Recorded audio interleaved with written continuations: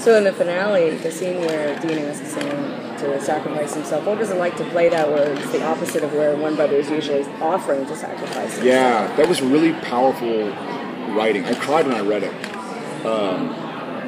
It was a really, especially with everything, and I haven't been shy about my own struggles with depression and anxiety, and so to read a script like that where one of the brothers, Sam in this case, is finally saying, okay, I get it, I get it, go ahead, do it. It was really powerful. Like, it took me a while. I had to like focus on not being too emotional. It sounds strange. I had it happen before. The episode Croatoan, which I think was like season 1 or 2, where Sam thinks he's infected and he thinks he needs to die. Bob Singer was our director, and the scene where Sam is basically saying, like, kill me, I gotta die, became really emotional for me. I remember Bob called cut, and he kind of walked into set, and he's like, hey, take a walk with me. I was like, all right. He took a walk, he's like, it's great, what you're doing is great, but pull it back. Like, it's okay to pull it back. Like, it'll play in your eyes, you don't need to go there. And I was like, I'm not even trying to go there. Like, it just happened. And so this final episode of season 10 was really powerful for me. And it turned out really great, too. I watched it in London. I had to do my ADR in London, so I sat there and I asked if I could watch it while I was doing the voiceover. And the guy was like, yeah, sure. And so we watched it together, and he's like, fuck. End quote. And I was like, thanks, man. It was one of those. He was British. So I think it made it good. Hiatus beers. Yes. Why can't you guys ever keep them for the show? I know. Well, you know what they say? I'm dying. Oh man, I want the beard so bad. You guys are on the road all the time. You don't have time to shave that much. Come on. I know, Like, but they say it's realistic. because the police, the FBI or the police.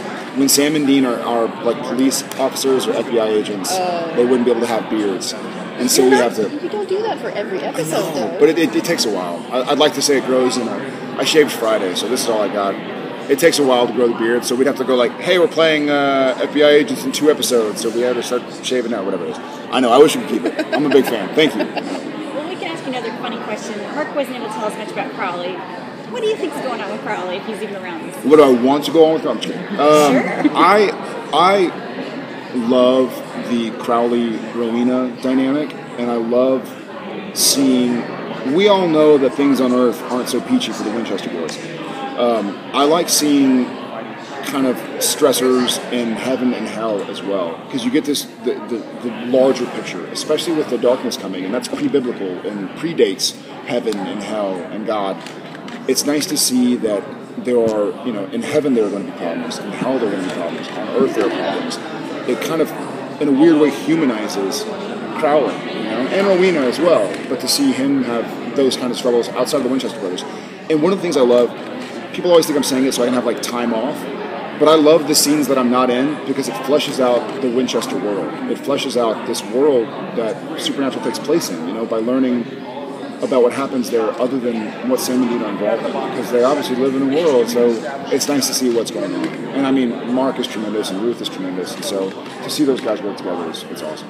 Jensen was No, go ahead. Jensen was talking about directing the episode 3. Yes. What is that dynamic like when he's directing you? How do you feel about those moments? Great. I mean, he's one of my best friends. I trust him as an actor. I trust him as a director. He does copious amounts of homework and research, and he's a very talented director. I love being directed by actors as well, because sometimes a director that doesn't understand acting will walk in and go like, can you do it faster? And you're like, what does that mean?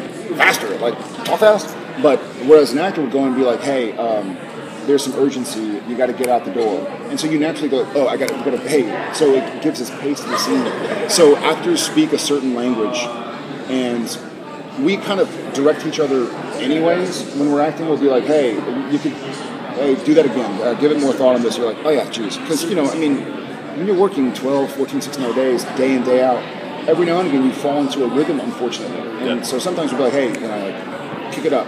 Sorry, kick it in the ass. I like him manners.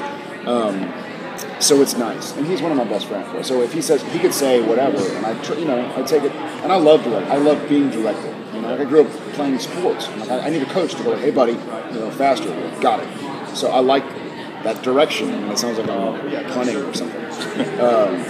But I dig it. And he's a great actor and a great director and a great friend, and so wouldn't have any other way. Congrats, man. Thanks, brother. Yeah.